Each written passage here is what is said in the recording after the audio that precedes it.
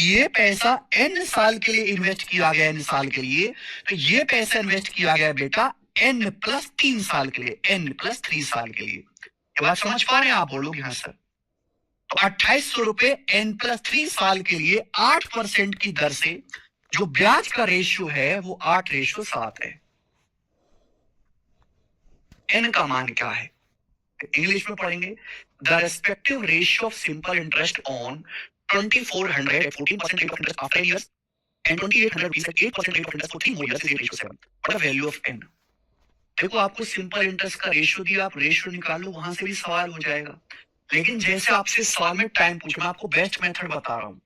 Simple interest बराबर होता है प्रिंसिपल गुणा रेट परसेंट गुणा टाइम। क्लियर? आप बोलोगे हाँ जी सर।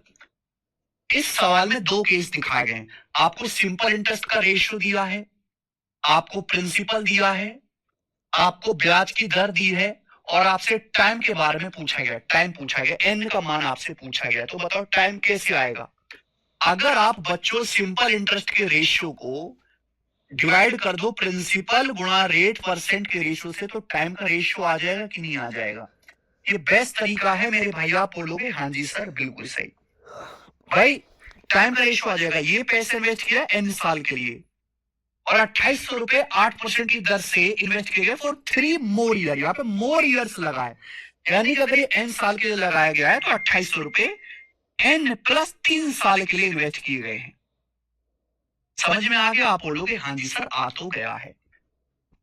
सिंपल इंटरेस्ट का रेशियो कितना दिया आपको? 8:7। 8:7। प्रिंसिपल कितना बेटा?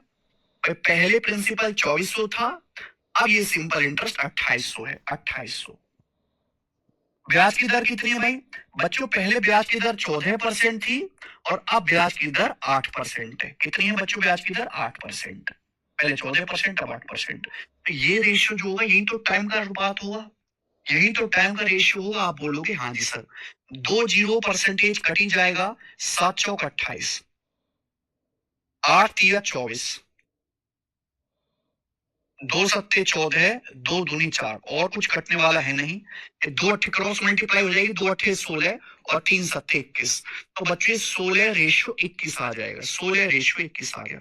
ये समय का अनुपात आ गया मेरे भाई। आप बोलोगे हाँ जी सर, 16:21। ठीक है।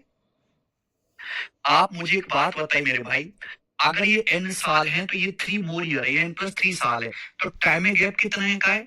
16 से 21 5 ज्यादा है, जबकि टाइम में गैप कितने का है? 3 साल का।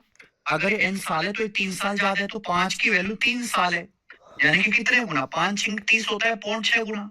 आपसे पूछा n की वैल्यू, n यानी कि पहले रेशियो की वैल्यू निकालें, 16 यूनिट की वैल्यू।